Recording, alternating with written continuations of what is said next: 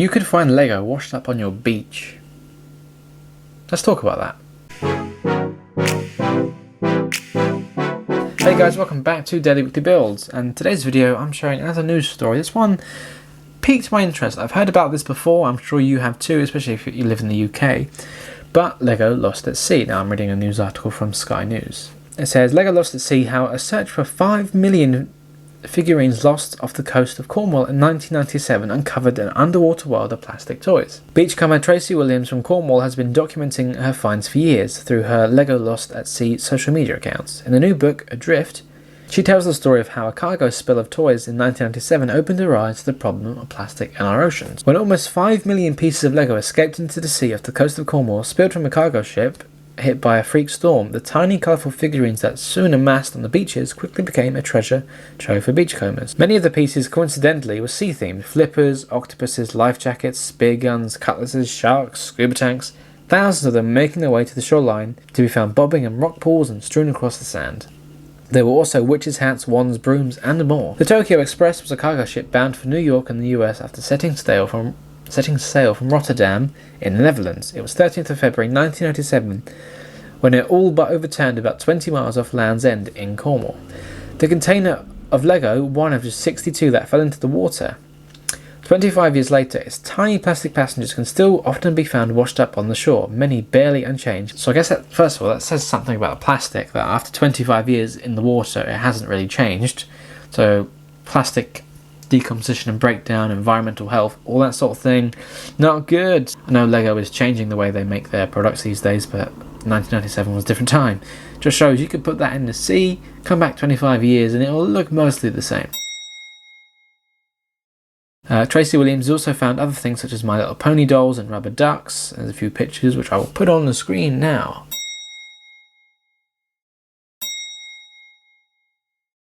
Tracy Williams was living in Devon when the shipping crate spilled, and this was when she first started noticing the Lego.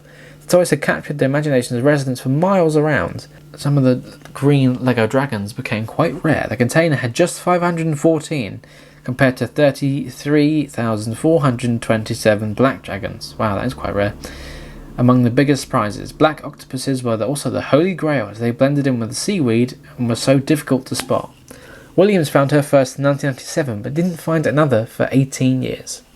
After moving inland, she forgot about Lego for a while, but after returning to Cornwall in 2010, she discovered Lego items during her very first trip to the beach there.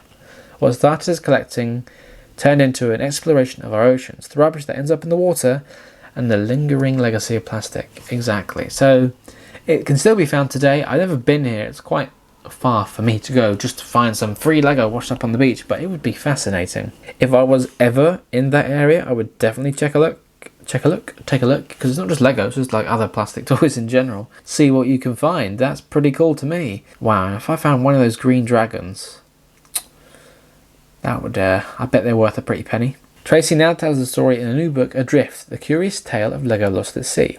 She said it was interesting to start mapping it out and see how far it travelled, she said. Lego pieces were found in Wales, in Ireland, and, wow, Kent and Guernsey. Some made their way to France and Belgium, and some even returned to Holland. So that's amazing. It's like they've been carried by the currents and ended up in all these different locations. And it was thought at the time that half the Lego floated and half of it sank. I mean, she said that's a bit simplified, but pretty much. What we're realising is that even the Lego that sank is now starting to wash ashore as it's gradually drifting along the seabed. I think it shows us how long plastic lasts and how far it travels and what happens to it as it breaks down. So again, there's more to it than just finding Lego in the sea. Wow, that's nice. It's what the damaged plastic can do to the environment. This isn't supposed to be a preachy, do better for the environment video, but it's just another thing that I didn't think about either. It's like, oh, well, of course, I didn't think about that. Tim Brooks, Vice President of Environmental Sustainability at the Lego Group, has been interviewed for the book, and he tells Sky News that the company is passionate about keeping Lego bricks out of nature, and we don't ever want Lego bricks to end up in the sea, he adds. The Lego Group is very serious about taking care of the planet, and we have a bold sustainability strategy that aims to leave a positive impact on the planet for children to inherit. A very corporate and corporate-friendly pleased to the masses statement, but you know, it's a fair point. And Tracy goes to visit the beach at least once a day. Wow, helped by her 11-year-old dog. That's always good. Get the dog looking for it. She has thousands of Lego items stored away at home with plans for an exhibition one day, but doesn't keep much else. I try and find a home for it, she says. The rest of it is a bit of rubbish. I do the same. I mostly care about the Lego, to be honest. So a tweet from one of her social media accounts, Lego Lost at Sea, says, "The Lego brick on the left was in the box of samples supplied by Lego back in 1997. The one on the right has been lying at the bottom of the sea for 25 years. There were 4,200 of these on board the Tokyo Express. As you can see, they haven't really changed that much. There are a few scratches and dents, but that's probably still a usable piece of Lego, which you could use today. Because Lego bricks can last a long time. I have bricks from the 50s or 60s in my collection.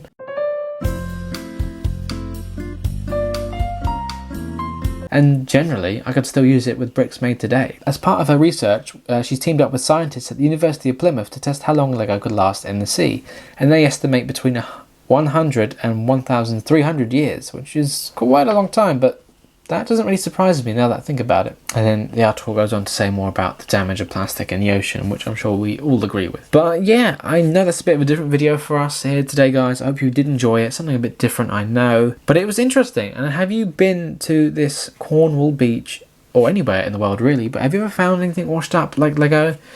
Or anything cool? You know, I certainly haven't. I know we do have more viewers in the US. Hello, viewers in the US. But to our viewers in the UK, do let me know in the comments. I'd love to hear from you.